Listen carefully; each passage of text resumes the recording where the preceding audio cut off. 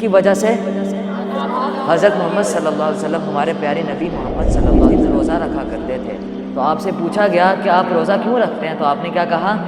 اس دن میں دنیا میں آئے نہیں تھے، تو حضرت عیسیٰ علیہ السلام نے نا اپنی قوم کو بشارت دی، خوشخبری دی کہ میرے بعد پیدا ہوئے نا، تو عرب کے اندر نا یہ ایک رواج چلتا تھا کہ اپنے بیٹوں کی اچھی پرورش کے لیے، اپنی بچوں کی اچھی تربیت کے لیے ان کو نا گاؤں میں دیہاتوں میں بھیج دیا۔ عبد المطلب بھاگے کہاں گئے؟ کعبۃ اللہ میں۔ کہاں گئے؟ بیت اللہ کے اندر گئے اور ادھر جا کے نا اللہ سے دعا کی۔ اب دیکھیں اسے ہمیں پتہ کیا لگتا ہے کہ کوئی بھی آپ کو مشکل پیش آئے تو ہم نے کس سے دعا کرنی ہے؟ اللہ تعالیٰ سے سننا ہے کہ یہ دین ہم تک کتنی مشکلوں سے پہنچے۔ اور پھر آپ صلی اللہ علیہ وسلم ابھی 6 سال کے تھے تو آپ کی والدہ محترمہ حضرت آمنہ بھی فوت ہو جاتی آنکھوں کے سامنے۔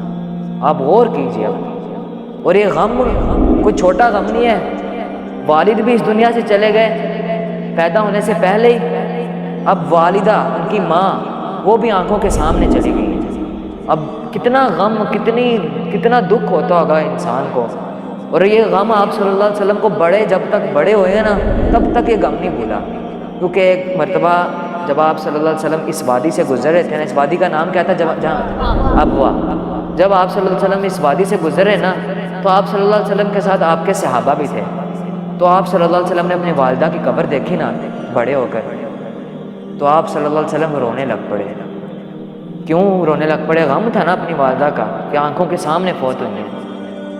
تو اتنا روئے کہ آپ صلی اللہ علیہ وسلم کے ساتھ جو صحابہ بھی تھے وہ بھی رونے لگ پڑے آپ صلی اللہ علیہ وسلم کے اس رونے کی وجہ سے۔